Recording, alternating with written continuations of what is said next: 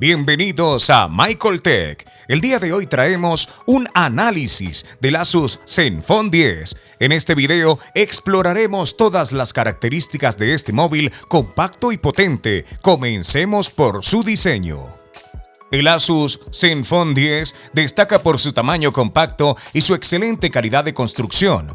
Aunque es pequeño, no escatima en potencia. Veamos ahora su pantalla.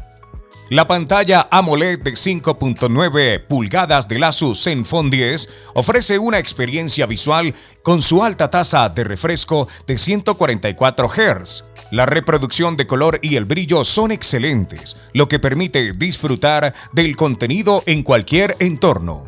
Pasemos ahora a las cámaras.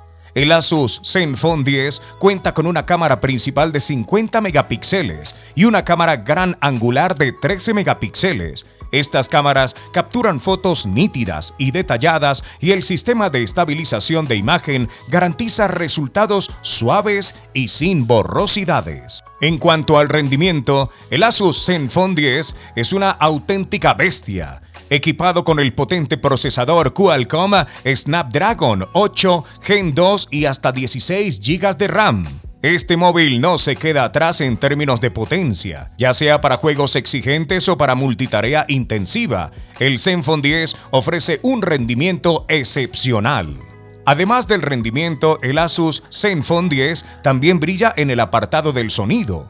Con su pareja de altavoces estéreo y la compatibilidad con una amplia gama de códecs de audio, este móvil ofrece una experiencia auditiva excepcional, ya sea escuchando música o viendo películas. El Zenfone 10 no te decepcionará. En resumen, el Asus Zenfone 10 es un móvil compacto y potente que no escatima en especificaciones y rendimiento. Su diseño elegante, su pantalla impresionante, su potente procesador y su calidad de audio hacen de este dispositivo una opción a tener en cuenta.